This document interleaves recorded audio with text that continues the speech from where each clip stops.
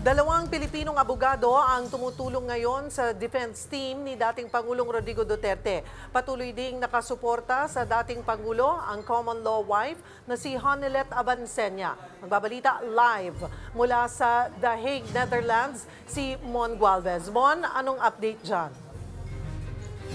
Cheryl, nilinaw ng lead counsel ni dating Pangulong Rodrigo Duterte na si Attorney Nicholas Kaufman ang ilang detalye sa kabubuo pa lamang nilang defense team. Kabilang na rito ang magiging partisipasyon ng dalawang Pilipinong abogado sa kaso.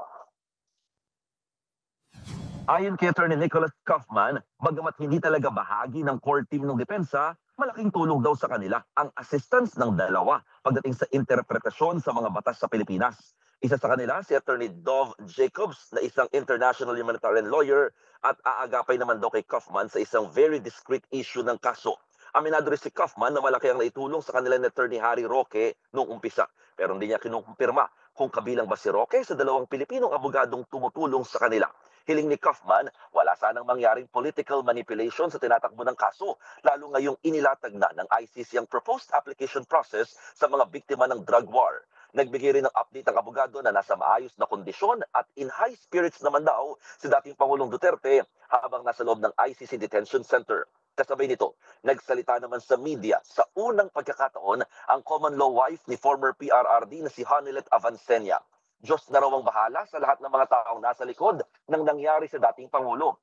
Kung si former PRRD daw kasi ang tatanungin, hindi naman siya galit at tila pinatawad ng araw ang mga posibleng gumawa nito sa kanila. Wrong move rin daw ang pagpapaaresto sa dating Pangulo kung pagtakbo sa eleksyon ng pag-uusapan dahil kaysa sira raw ito ng kanilang mga kalaban. Narito ang bahagi ng pahayag ni Attorney Kaufman. That the victims have a right to participate in the hearings, but the victims must also respect the right of the former president to a fair trial, respecting everybody's right to be heard. That is what should happen during the trial. It should not be manipulated for whatever political end.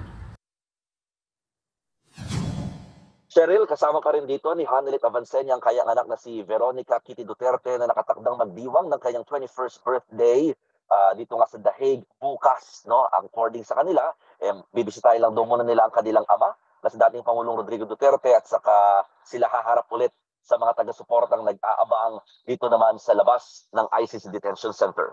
Cheryl. Maraming salamat, Mon Gualvez.